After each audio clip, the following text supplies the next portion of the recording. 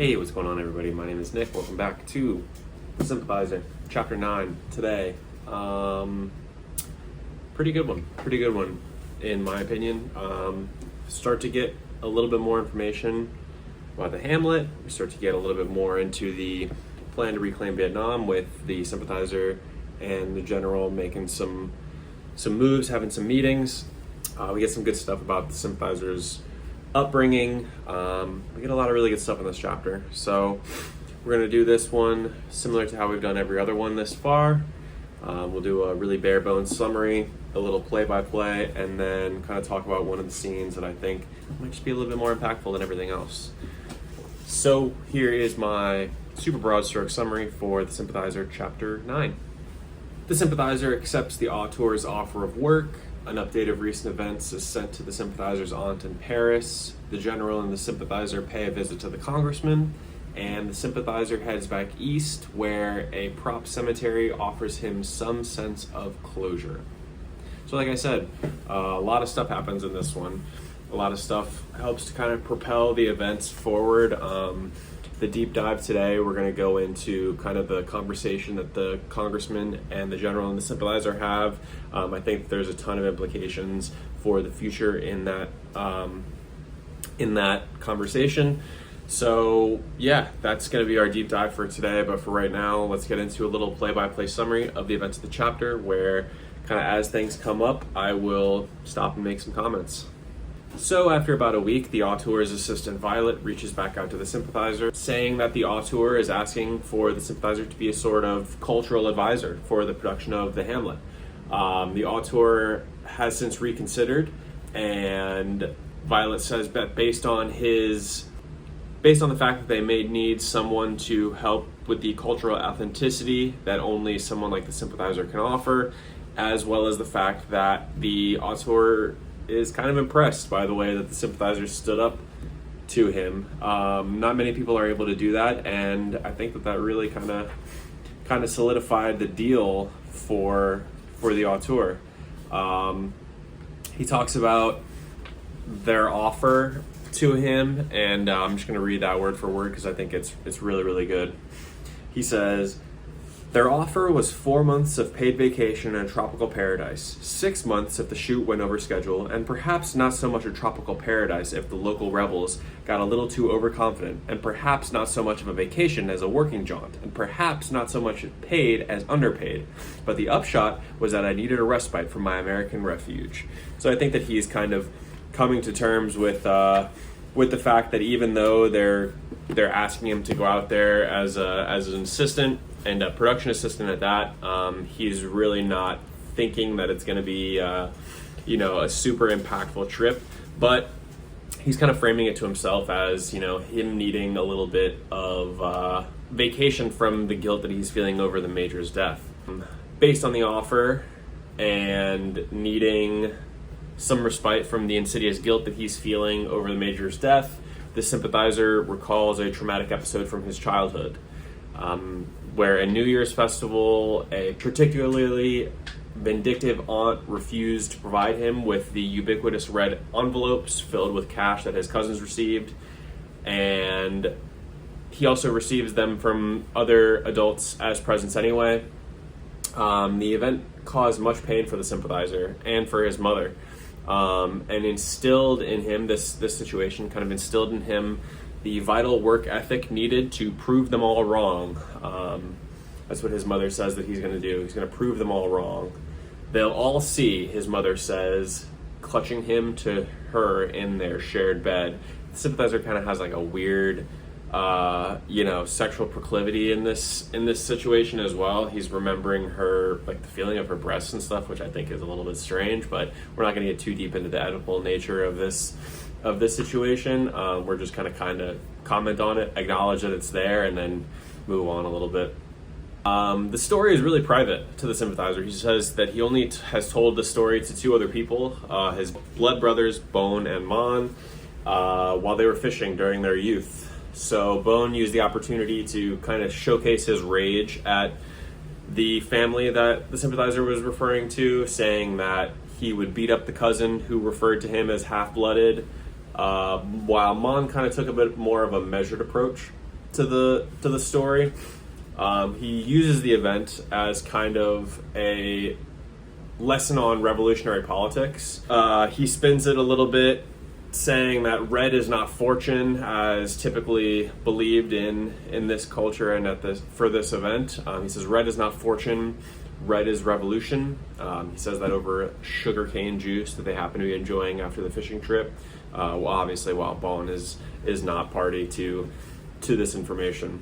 So then the Sympathizer writes a letter back to Mon and his communist handlers. He frames the decision to take the job as undermining the propaganda machine of the enemy, as well as telling the names of the officers in the general's plot, all coded with the same Asian communism book from Claude. So they're still using that cipher to communicate. And he's careful to maintain appearances in this segment, so he frames the story as just another immigrant story. Just happy to be able to chase the American dream, just happy to be there. Then following this, he recounts the visit to the congressman's campaign office with the general. I think some of the best writing in this chapter takes place at the beginning of this segment, and we'll get into all that, like I said, at the end with our deep dive. So we'll just kind of gloss over this segment. But the Sympathizer, the general, go talk to the congressman. And then we are off to the Philippines. He says after a few months, he's heading to the Philippines. Upon stepping off the plane in the Philippines, the Sympathizer is greeted by the hallmarks of his homeland: stifling humidity and armed guards watching for political dissidents. The Philippines at this time was also experiencing a sort of communist uprising, but this one had kind of an Islamic lens thrown in for an additional level of impactfulness. So the U.S. was backing Marcos at the time. He'd been provided with all the trappings of a tyrant: planes, tanks, helicopters, small arms, ammunition, kit, everything that the army needs to kind of quell this rebellion. And it's kind of giving the Sympathizer a little bit of a reminder of the kind of things that his country was experiencing not too long ago.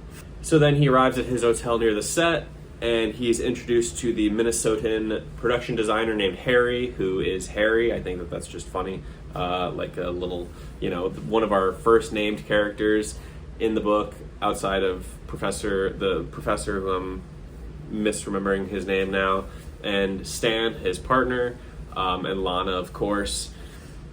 Miss Maury, too. He's not one of the first named characters in the book, but he is just one of the named characters in the book. Harry. Harry and his crew had been in the Philippines for months now, preparing the sets and wardrobes for the larger production crew to arrive. Harry then shows the authentic outhouse positioned above the pond stocked with Mekong catfish, and that kind of stirs the pool of memory for the Sympathizer. When Harry asks him if he wants to christen the toilet, he politely declines. He talks about how he's kind of become accustomed to the porcelain throne of the West, and he decides that he's not really made for the rustic life of the hamlet. He then offers a great joke to Harry. He says, "You know how we can tell that catfish sold in the markets come from ponds like this?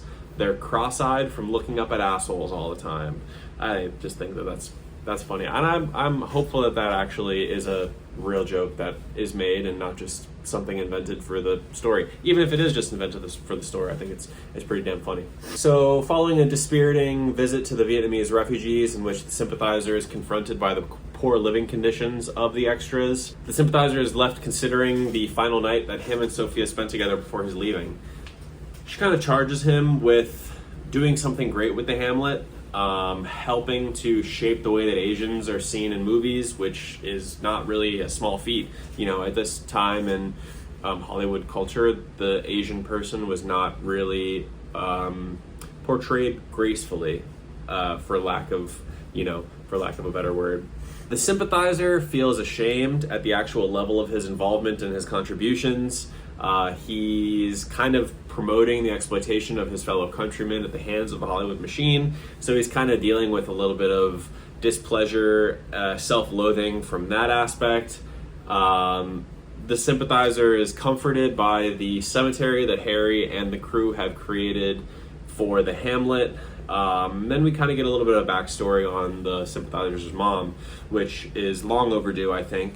For someone as pivotal in the life of this young man, we don't really get much of her story until he's able to actually mourn her in the cemetery that Harry and crew have created. We learn that she died of tuberculosis while the Sympathizer was studying abroad at only 34 years old, very, very young. He learns of her death through a letter that his father sent. He says that it's the only time that his father had ever written him, and the letter itself is not particularly affectionate, not particularly caring or sympathetic. It's just, your mother's died. She was a good person. It's very, very impersonal. And I think that kind of helps to amplify the Sympathizer's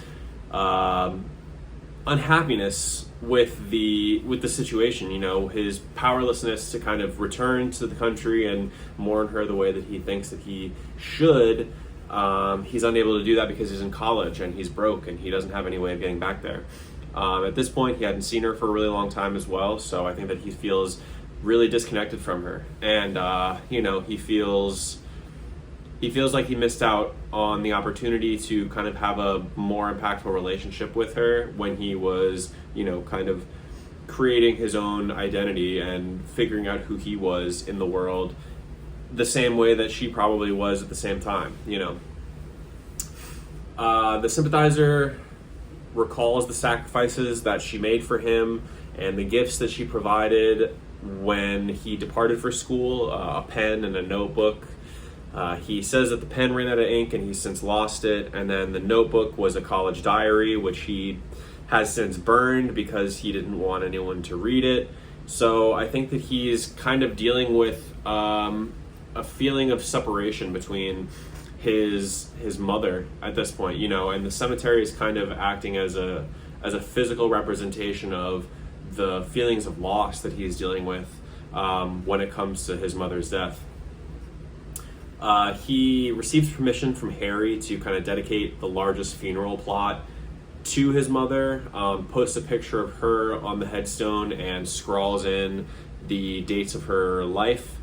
The chapter then ends with the Sympathizer kind of contemplating the brief nature of her life and the fact that, she wasn't really that important to anyone except for him, and for her to kind of go without any fanfare, it's a testament to the kind of rolling indifference that the universe has for everyone. He was really the only person in her life that she kind of did everything for. Everything that she did was in order for him to have a better life and to succeed where she was unable to. And I think that this kind of cemetery situation is him giving her something that he felt he was unable to before. His father does say that she was buried with a real headstone, but there's really no way for the Sympathizer to go back to Vietnam and try and find the headstone or whatever it is. So he will have to make do with the prop cemetery for right now.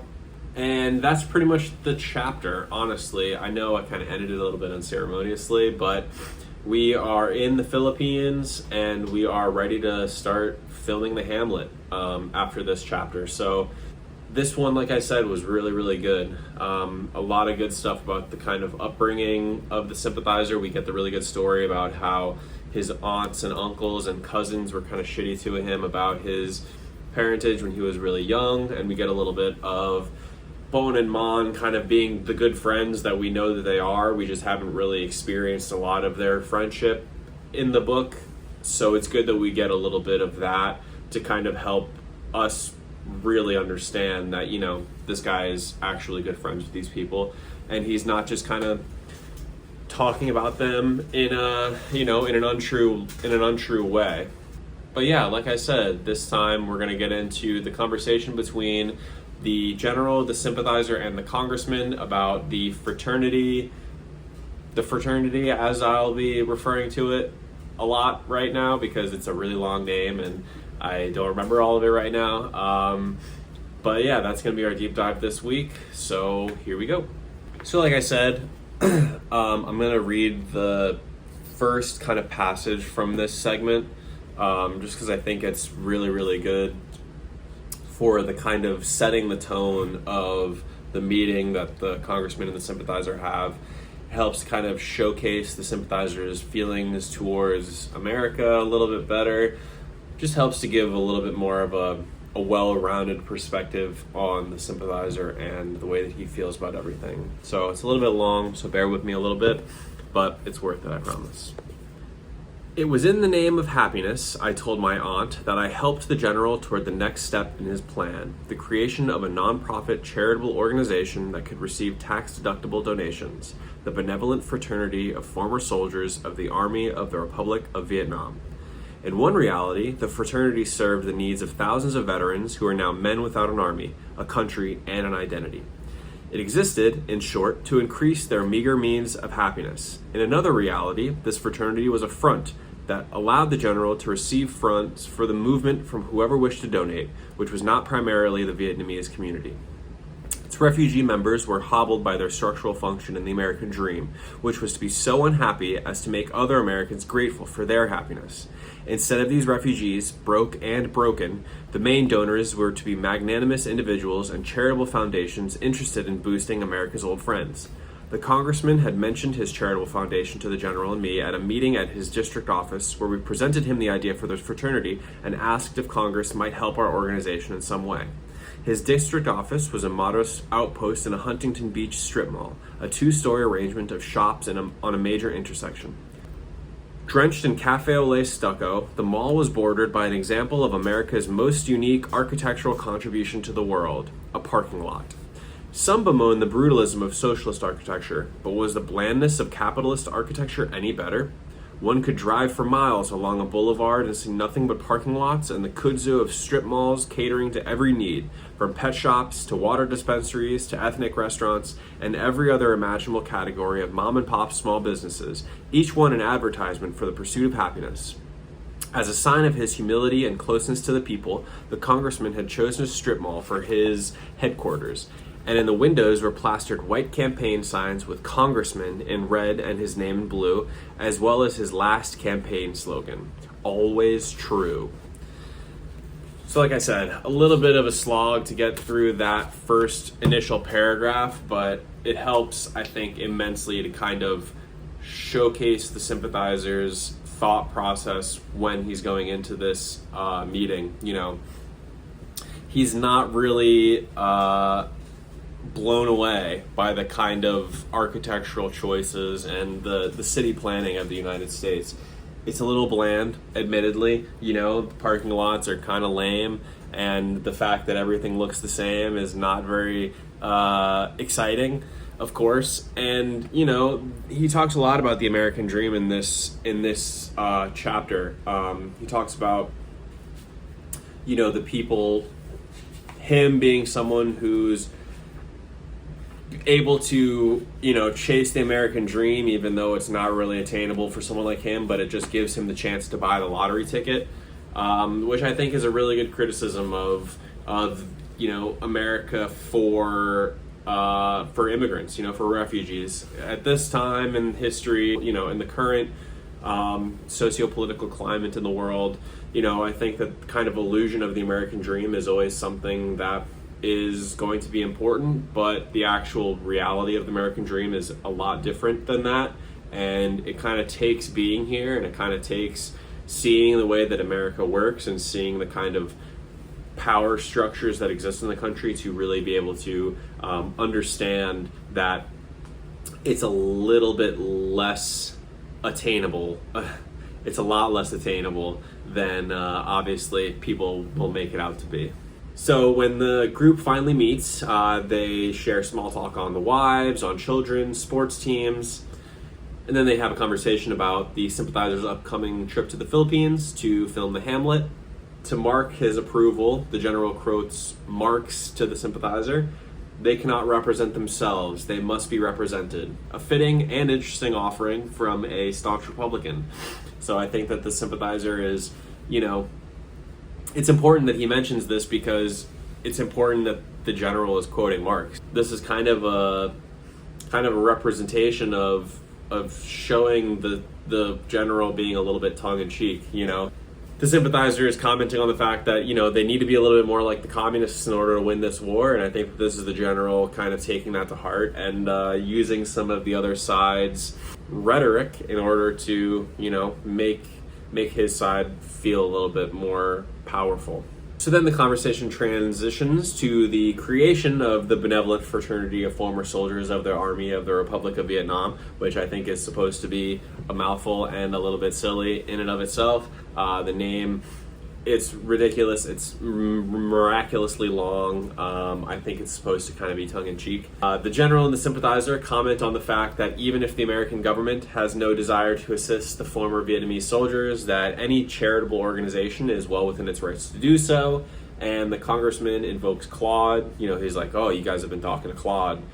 And the general responds, yes, that Claude has influenced some of the decisions that have been made. And he cites the CIA funding various activities of the same nature within the world. Unofficially, of course. The CIA is not officially assisting with these operations, but, you know, what the American government doesn't know won't really hurt them at this point, is what the general is saying about things. So then it kind of gets down to brass tacks a little bit. You know, the congressman only has so much theoretical money that he's able to devote to various causes. And the general is kind of offering, the general is offering the Vietnamese voting bloc to the congressman in exchange for this transaction to take place. The congressman kind of states that his appearance at the wedding should have been a clear example of his devotion to the Vietnamese people. And the sympathizer kind of responds with another amazing set of lines. I'm going to just read them really quick because they're so good. The congressman says, as you can see why I attended the wedding, General, I already value your community. And this is the sympathizer's response. He says, with words, I said, with all due respect, Congressman, words are free. Money is not. Isn't it funny that in a society that values freedom above all things, things that are free are not valued? So please permit me to be blunt. Our community appreciates your words, but in the process of becoming American, it has learned the expression, money talks. And if voting is our best way of participating in American politics, we must vote for those who deliver the money. This would hopefully be you, but of course the beauty of American politics is that we have a choice, do we not? So the sympathizer is kind of big dicking the congressman right now. You know, he's using a lot of the tactics that he learned during his time as a captain in Vietnam to kind of strong arm the congressman a little bit, which, I mean, is pretty cool to see. You know, we get a lot of him with, you know, his self-consciousness and his inability to move past decisions that he's made. Granted, those decisions are literally political assassination and, you know, not really great decisions, but for a second we kind of get to see him at the peak of his power. You know, this is another one of those situations where, you know, he's talking to Lana in the last chapter where he gets to kind of let the dog out a little bit. And I think that it's really important that he shows the general that he's capable of doing this, as well as he's showing the audience. You know, we're not left wondering, like, how is this guy getting away with all this? You know, he's actually a talented military operator in terms of, you know, communication and negotiating. And it shows in this segment right here. You know, he's like, money talks, and if you want us to vote for you, then show us the money, kind of thing. You know, there's obviously some reticence on the side of the congressman based on the nature of the official versus the unofficial money, but the sympathizer and the general kind of lay these worries to rest. They're well versed in dealing with these sorts of things based on their experience with the American government during the Vietnam War. Through foundations that the congressman was a member of the board of trustees, unofficial funding would flow to the fraternity, which would in turn flow to the movement, and through official funding, votes would flow to the congressman and ensure his re-election. So we're getting kind of a proto-lobbying type situation, but it's the reverse of the way that it is happening these days. So it's kind of funny that the Sympathizer and the General are like strong-arming the congressman into giving them money to start a war just so they can get a couple more votes. It's pretty ridiculous. In other words, of course, the group is engaging in formal and systematic corruption on a massive scale with the intent to create an armed resistance in another country, which is really not a great look for anybody if this plan was going to come to light. I think that this segment is as clear of a commentary on the American political economy as anything has been so far in this book. Not only are we officially dealing with American politics, but we're dealing with the promise of voting in a specific way in exchange for monetary contributions in order to start a literal war back in Vietnam. It's a commentary on the nature of the political economy of the United States, like I said, at this point, and as it kind of is these days.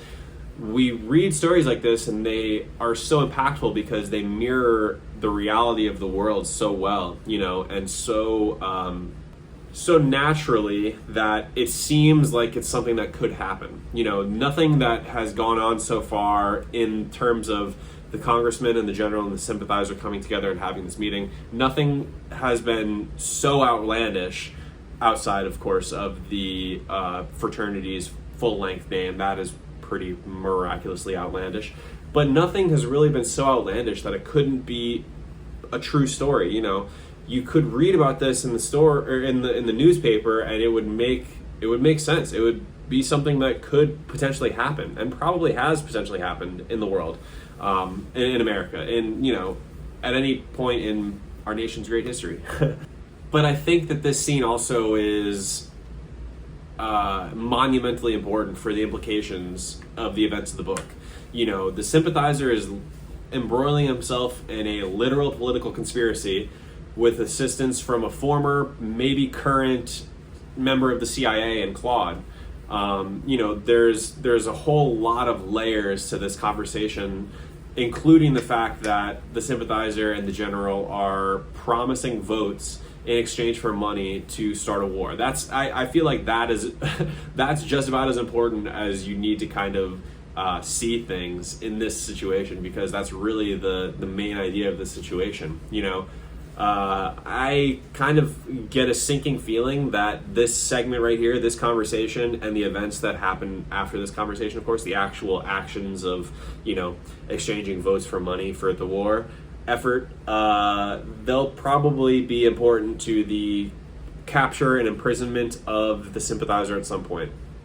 I think that in America, we like to imagine that we have some kind of structure in place to prevent stuff like this happening, and I wonder if that kind of structure exists in a way that will eventually catch the Sympathizer. I don't want to speculate too much. I'm not too much far ahead of this. I think I've read up to chapter 12, so I'm just about caught back up with the book club videos. But yeah, like I said, I don't want to speculate too much on the events that will be forthcoming, but this event itself, I think, is probably the most important aspect of this chapter. The Hamlet is kind of, I don't want to call it a distraction, because I don't think it's a distraction at all. I think it will really help the Sympathizer kind of work through a lot of the feelings that he has about his life in Vietnam before he came to America. But I think that that's more of a reconciliation with the past rather than, figuring out what he's going to be doing with his life after these events. The Hamlet stuff is kind of him looking back and making peace with what happened before now, and this is kind of setting him up for the next phase of his life, the next chapter, which will eventually have implications for him getting captured, with him writing his confession, which is what we're actually in the process of reading now. So that's going to be chapter 9, all done and dusted. This chapter, I think, is probably one of the better ones that we've gotten in terms of kind of showing us a really broad scope of of topics. We get the political intrigue with the meeting with the congressman. We get the introspection with the sympathizer going to the Philippines. We get the good stuff about his past. The conversations about the red envelopes, and we get the communist indoctrination from Mon telling him that red is for revolution. We tick so many boxes with this chapter, and I think that it's, like I said, the events of this chapter are going to kind of be really important for the next phase of the book and the next phase of the sympathizer's life. So if I missed something, if I didn't touch on something that you really thought was important in this chapter, please let me know. I'll be happy to chat about it next time. Let me know what you thought about this chapter. If you got any comments or suggestions, also let me know. Thank you so much for watching and sticking around, and I hope to see you on the next one.